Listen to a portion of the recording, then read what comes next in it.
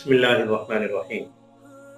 क्या इस्लाम में मर्द और औरत के वुज़ू में फ़र्क है या नहीं है? बाज़ ख़वातीन का शक व शुबहात है और उनका इश्काल है कि औरत का वुज़ू और है और मर्द का वुज़ू और है। ऐसी कोई बात नहीं, बल्कि अल्लाह पाक ने कुरान पाक में या अय्युहल्लज़ीना आमनू इज़ा कुंतुम इलस्सलाति फ़ग़सिलू वुजूहकुम व अयदियकुम इलल मराफ़िक़ वमसहू बिरुऊसिकुम व अर्जुलकुम इलल कअबैन, ये आयत मुबारक है जिसके अंदर अल्लाह रब्बुल इज़्ज़त ने वुज़ू की फ़र्ज़ियत को बयान फरमाया। और इस आयत के अंदर अल्लाह रब्बुल इज़्ज़त ने मुतलक़न आमनू से खिताब किया, वो चाहे मर्द हो चाहे औरत हो, दोनों के वुज़ू का तरीका एक ही है।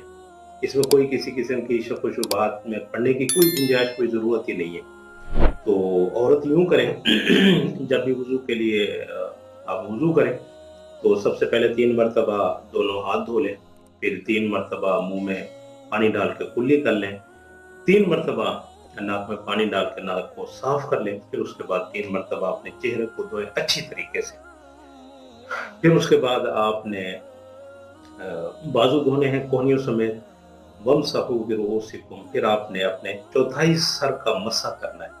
मसा करने के बाद आप 3 मरतबा अपने पाँव धोने, टखनों से ऊपर, टखनों समेत, टखने नहीं छोड़ने, ठीक है? टखनों से ऊपर आपने, तो आपका वुज़ू हो जाएगा, आप पाक साफ हो जाएंगे। आप उस वुज़ू से नमाज भी पढ़ सकती हैं, आप उस वुज़ू से तिलावत भी कर सकती हैं, आप उस वुज़ू से कुरान पाक को हाथ भी लगा सकती हैं।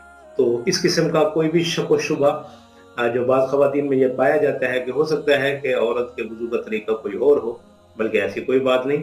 औरत का जो वुज़ू का तरीका है वो वही है जो मर्द का है। जैसे मर्द वुज़ू करते हैं वैसे ही औरत वुज़ू करती है, तो उसका वुज़ू हो जाएगा।